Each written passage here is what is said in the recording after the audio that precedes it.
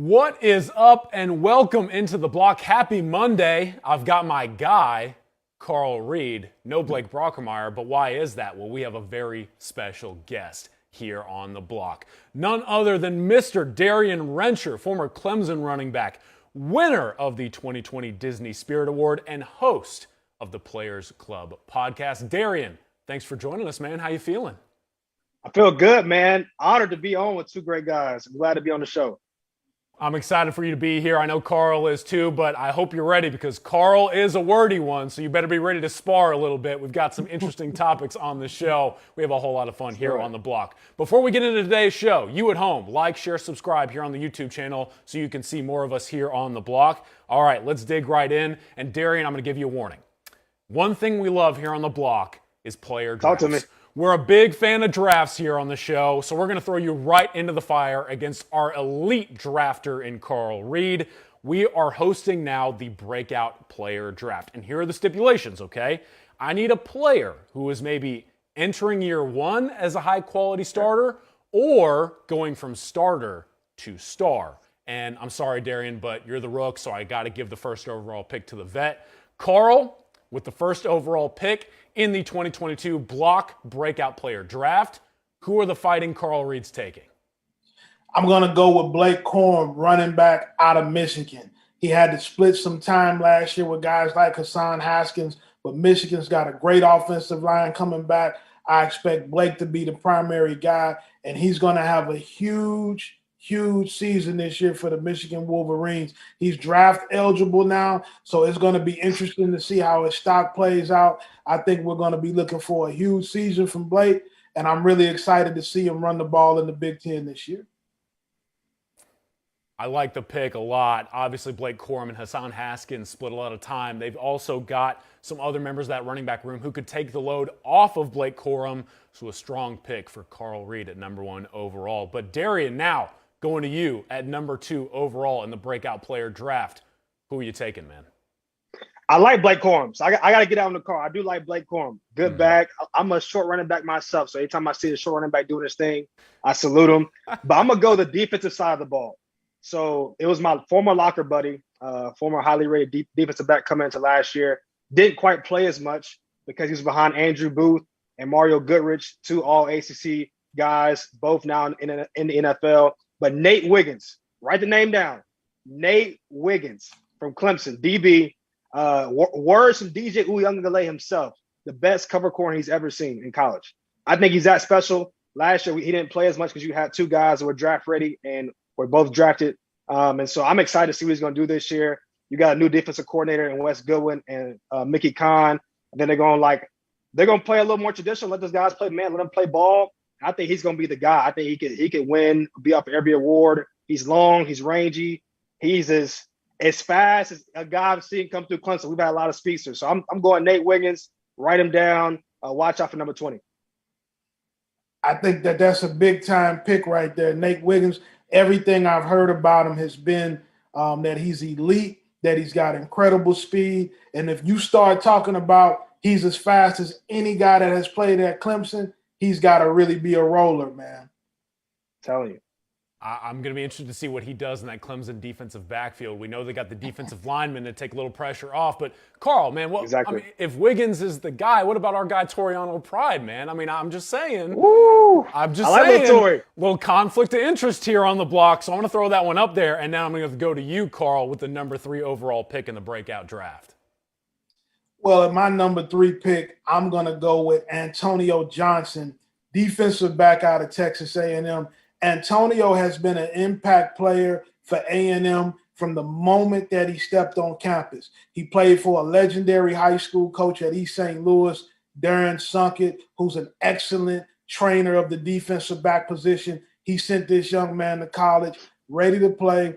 Antonio Johnson can play nickel corner in the slot. He can play either safety position. He's long. He's got great range and great speed. I look for him to be a first-round draft pick in next year's NFL draft. I think that if you're starting with defense on the back end, you got to look at Antonio Johnson as a guy who's going to be an absolute star this college football season. Yeah, I don't know if we talk about it enough, but Texas A&M's defensive back room right now, loaded. Too many dudes in that room, and Antonio Johnson could be the leader of it all. I'm with you, Carl. I think he's a future first-round pick. But Darien, I want to know your thoughts, and I also have to cue you up with this. You're closing it out here on the Breakout Player Draft. You got the number 4 overall pick, the final pick. Close it out strong with this one, man. Who you taking? All right. It's a little controversial of me to take this guy because he just transferred to my rival school. But I'm going with Spencer Rattler just because of what he's the hype, the expectations come with him since he's coming to college. Obviously, kind of lost the job to Caleb Williams last year and was tough to see, but he transferred to University of South Carolina. Can't say USC because it's not the real USC, but University of South Carolina, where he's there playing for Coach Shane Beamer. And honestly, I tell everybody, look, I want them to win every game besides the game they play Clemson. I'm rooting for him. So I want to see Shane Beamer do his thing. I think he's got a great he is the highest rated quarterback to ever play at University of South Carolina. They got some weapons coming back in the receiver room. And so I'm excited to see what they can do. I think he will have as much opportunity to showcase what he can do as much as anybody in the country. He's playing in the SEC. He'll get a lot of ranked games. And so if he wants to be a first-round pick, he has every opportunity to make himself that. He obviously has the talent. So this year, I think it's a big year for him to prove himself in SEC. Darien, do you think that he can play his way into the first round? Man, I think you got to give it to him. You look at a guy like Joe Burrow. Who thought Joe Burrow would have been the first pick 2 years ago? Nobody, but he balled out in the SEC, and obviously they had a historic run. I don't know if he's going to have that type of run in South Carolina now. I don't know if they're going to go all the way to the Natty. But as far as opportunity, big-time games, great defenses, great defensive backs, I mean, he'll have every opportunity to play himself into the first round for sure. Also of note, I would say Spencer Rattler has told us 24/7 Sports he's running an offense similar to the LA Rams. So maybe a little prep out there at South Carolina, making him even more valuable as a potential draft prospect, Carl. But I want to hear your thoughts, Coach Reed. Spencer Rattler at the number 4 overall pick to close us out. Well, Spencer's a guy that has a lot of talent. He had a bad night in Dallas, a bad day in Dallas against the University of Texas, and he got benched, and we all know what happened from there. But I do think he has the schedule, he has offensive weapons around him, and he has the system that if he is the real deal, it's time for him to show it. And he's going to get every opportunity to do so. If he plays his way into the first round, it's going to be a very special season at the University of South Carolina. Obviously, I was a former reporter on the Oklahoma beat, and I know Spencer Rattler's got a whole lot of arm talent. I'm excited to see what he can do with Shane Beamer and that very unique South Carolina offensive system now in the SEC.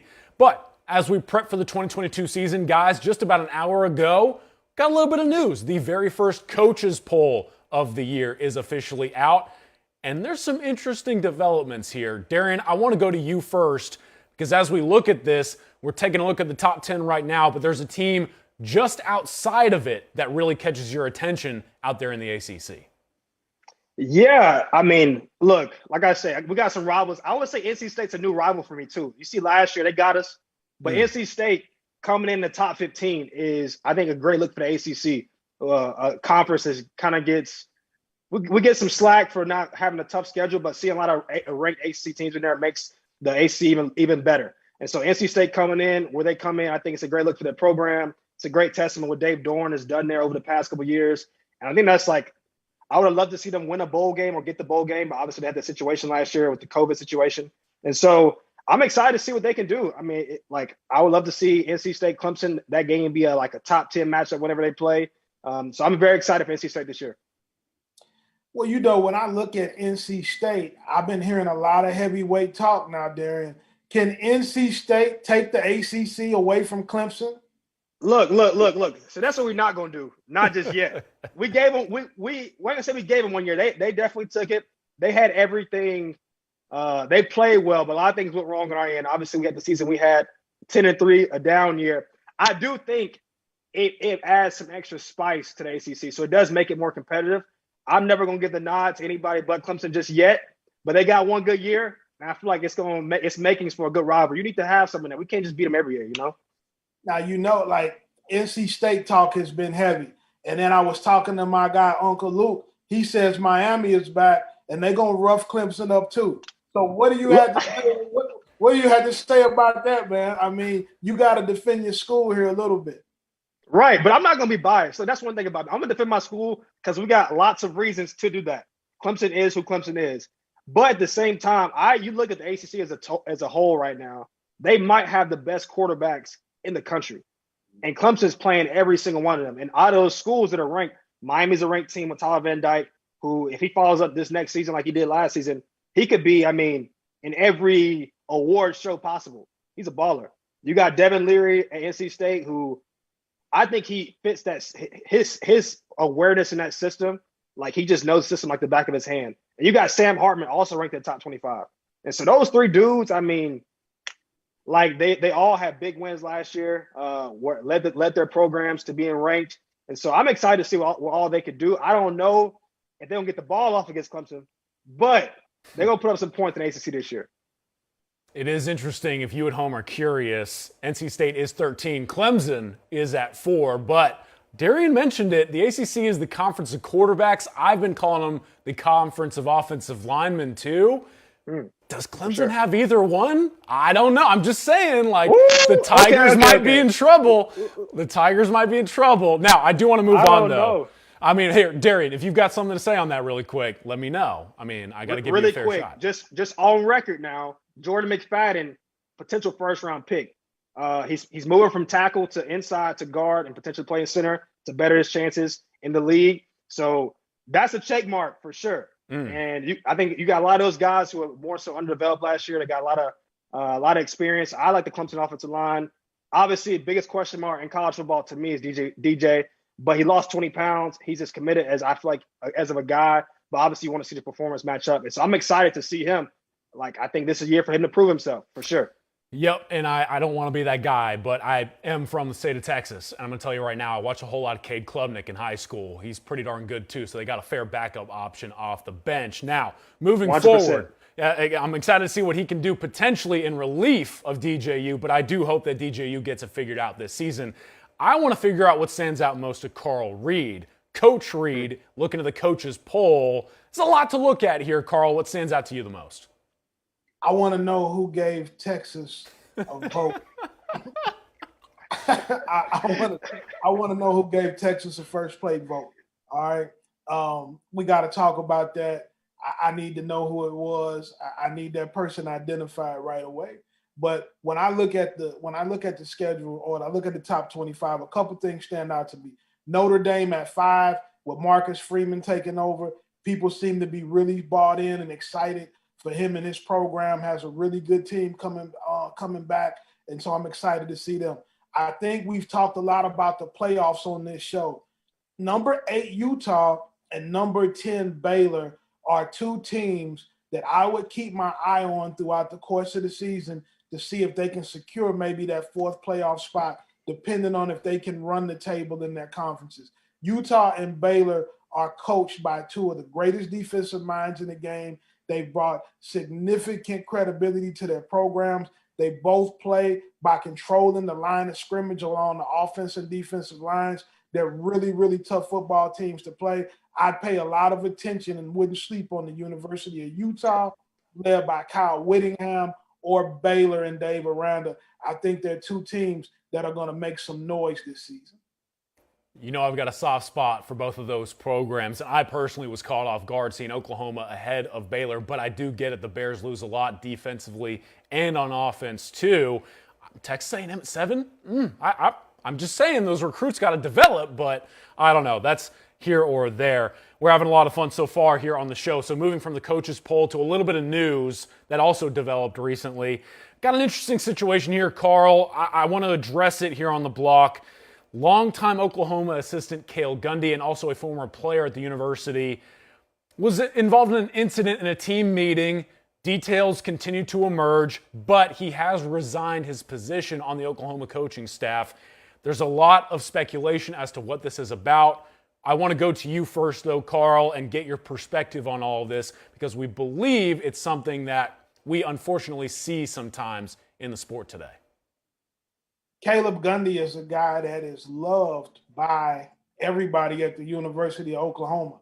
I've been around Oklahoma quite a bit in my career as a coach. I've had players play there.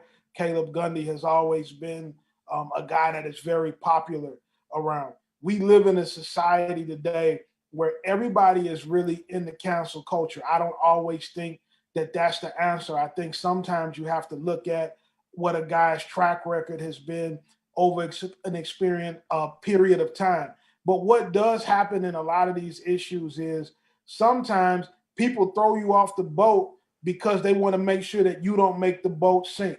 And so collectively, when you're dealing with a situation like this, you have to know that there's certain words and things that you can't say or they're going to make people uncomfortable. Now, what I'm going to always say is there's going to always be the debate of what if a black guy says it as opposed to a white guy saying it. And so you're never going to come to a consensus on how people feel about that. I think Caleb Gundy will land on his feet. Somebody will give him an opportunity. But I would just like to see overall in our society, we're not as quick to cancel culture guys who might make a mistake and could probably use some sensitivity training in some situations, maybe some rehabilitation. Cale Gundy has done a lot of great things for a lot of people. I've talked to guys who've coached at the University of Oklahoma with him. I've talked to guys who have played for him, and he's done a lot of great things for people. Unfortunately, he made a bad decision with the way he handled that situation, but I do respect the fact that he owned it. I have a lot of respect for the fact that he didn't run from it, that he didn't hide from it. He put out a statement, and he very much so owned it, and I think that you have to give him some respect for that as well. Really good comments by you, Carl. I appreciate you touching on the subject. Obviously, it's a little touchy and more details are being revealed as we go along, so we will continue to follow it at 247sports.com. Now, I do want to move back to some fun stuff, though, because we're talking about college ball, but hey, you know, the game on Sunday's coming up here pretty soon too, guys. And we always like to see how our college players transition to the NFL level. And I want to know, going to you first, Carl, which rookie are you keeping an eye on as we get into the 2022 NFL season? Well, I'm looking at Sam Howell. I'm really looking at him. Carson Wentz has had some struggles early on in training camp. And so I'm trying to see, can Sam Howell get out there? He was a later pick. He went later than he was expected to go. But he had a great college career, has a great feel for the game. If he gets down in that system and really learns it, and Carson Wentz continues to struggle, you may see Sam Howell earlier than what people might have thought. Darien, I'm interested because obviously we're talking about Sam Howell, who is an ACC guy. I know someone else on this show who is too, man. What do you think about Sam Howell making the move to the NFL? I think he's a baller. He's one of those guys, like amongst maybe when the ACC wasn't known to be a quarterback league like it is this year, he was one of those guys nationally that was putting up crazy numbers, and you had to respect. Even if their wins didn't match up to his performance to me always spoke for itself. So I'm excited to see what he does this year as well. I think people that play with him speak very highly of him. I think his arm talent is up there with anybody. Obviously went later than possible, but probably give him a good chip on his shoulder to step into the league to prove himself again. Hey, Darien, really quick question for you as we talk about Sam Howell. Were you surprised, as everyone else was, to see Sam Howell go as late in the draft as he did, considering you saw him pretty up close and personal? Yeah, I mean, I was expecting him to be at worst late second, and to see him drop like that is just, I mean, I guess you never know what NFL teams want. That's kind of always a speculation. I feel like outside the first round, you literally could go anywhere. Obviously, you have hopes and you have your agent talking to you, you have different people in your ear, you got different draft boards. But at the end of the day, once the first couple picks are being selected that teams want, it is kind of becoming like a needs basis. And so I guess some teams didn't see the need to draft Sam Howell as a quarterback. But look at the situation he's in a really good spot to be being as a rookie, where he's actually in the talks conversation to compete. Unlike some quarterbacks, they go and know they're going to sit behind this guy for years, if not 1 or 2 years. He's in a conversation to actually compete. And so maybe it's a blessing in disguise for him. Yeah, Washington Commanders featuring Carson Wentz, who we know struggles with some injuries at times. So it could be any moment now that we see Sam Howell step into that starting role and try and lead the Commanders in 2022. I want to go to you now, Darien, again, because we got to know which NFL rookie you're keeping an eye on. And I got a feeling you may be sticking in some familiar territory for this one. Yeah, I'm gonna go down to Duval County with the Jacksonville Jaguars, and I'm gonna equate Travis Etienne's rookie year similar to Ben Simmons when he won Rookie of the Year in the NBA. It wasn't his rookie year, it wasn't his first year, but it was the first year he's played. That's similar to Travis. Wasn't really able to play last year. This is his first year really getting a chance to play a full season. And if you look at from college, he's as special of a guy with the ball as I've seen. Broke almost every record at Clemson rushing the ball. Has some national records too, as far as rushing touchdowns and rushing yards. And so people really highly anticipated a guy to see last year. Hate to see him go down with the foot injury that he had. But going into the season, I think Travis, I mean, you see what my man from the Colts has done. I think he could just be as dynamic of a back in the league as anybody. I think he's explosive. I don't know how he breaks tackles. He doesn't really have moves. And that's the key part. If you look at a lot of his training this summer, I'm proud of him. This might be this is crazy to say. This might be Travis Etienne's first year really dedicating himself to the craft of football. And I'm telling you that from a teammate of mine for 4 years.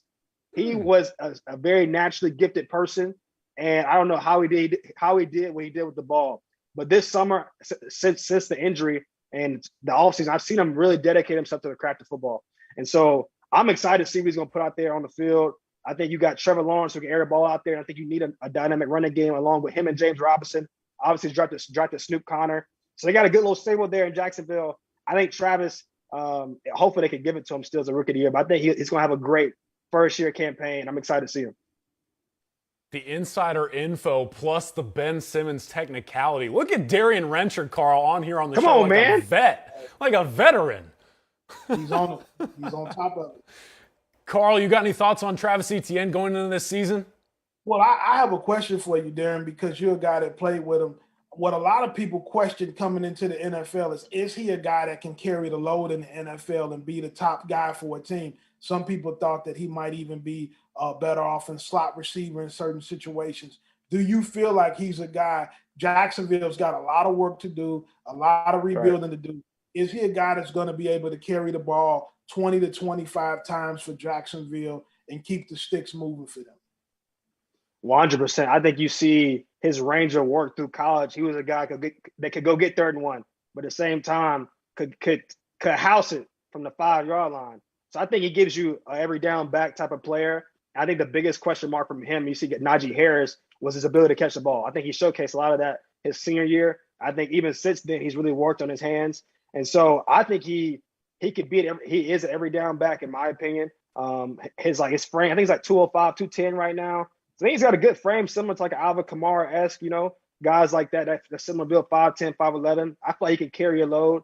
And I remember games in college where he was mad, especially notable game, LSU championship game, where he was playing his home state. He wanted more than 11 touches. I think I've seen him take 25 touches. And so I think he definitely is that type of back. And Jacksonville's definitely going to need some type of explosion to add to some of the weapons on the outside. They are making the transition to new head coach Doug Peterson. So who knows, maybe a fresh start helps out Travis Etienne too. I'm excited to see what he can accomplish as, like you mentioned, he rebuilds from that injury. Darien, this has been a blast, man. I'm having a lot of fun. I know Carl is too. This can't be the last time you come on the show, period. End of story. Oh, man. Come on. We family now. But yeah, now that we're locked in, I do want to hear a little bit of news from you, because it sounds like you are partnering with Ben Boulware to provide a pretty interesting NIL opportunity out there at Clemson. Right. Yeah, so I wish I had 4 more years NIL because Lord knows it was a blessing for 1 year. And so I wish I had more, but now I'm kind of in a different role. Just kind of having, I would say I'm an expert in NIL because I was part of the first year, and I feel like I was blessed to have a good year with it. And so now me and my former teammate Ben Boulware actually grew up, same high school, same everything, played on a national championship team together. He's a businessman. I'm kind of stepping into that business world myself. We had an opportunity to present it to ourselves to kind of bring the Clemson fan base cool opportunity, partnering with some of our friends from Georgia, Aaron Murray, notable name, Keith Marshall. These guys did this in Georgia, and they were like, hey, guys want to bring this to Clemson? And basically, it's a fan experience. you see like 247 arrivals and different things. People pay subscriptions to get access to information, to stories. And so now with NIL, that now athletes can be paid. You can just go straight to the athletes in some cases for them to give the fans access, stories, not insider trading, because Coach Swinney would kill me, but more so the day-to-day stuff, the stuff that to us as athletes sometimes can be random or mundane, that every fan wants to know. What are you doing on a Monday? How do you get ready for the game? How was it scoring that touchdown? Just different things like that to give fans a really cool experience. And then we'll have a couple of different in-person events, make it fun, cater to the people. And so it's called the Palmetto Cat Crew. If you're a Clemson fan on here, definitely go tap in. We just launched today, but I think it's gonna be a really great project, and it's only gonna enhance whatever Clemson football experience people have had over the years. And so I'm really looking forward to this project, and we're just trying to get a good foundation this year, get off to the right start. But I think it's gonna be great. Well, if you go watch Colin, if you go to Darien's TikTok page, he's like the king of TikTok. Like he's like a legendary NIL guy. So I think that the guys are in good hands with Darien at Clemson in terms of NIL, especially if he's going to shoot their commercials for him and the ads for him, because nobody has a TikTok page like this guy. I appreciate it. Good stuff, man. Hey, Darien, before we get out of here, tell everyone else how they can follow with you and some of your other projects, Twitter, podcasts, all that stuff. Let them know. My name is on every platform. So Twitter, Darien Rencher, Instagram, Darien Rencher.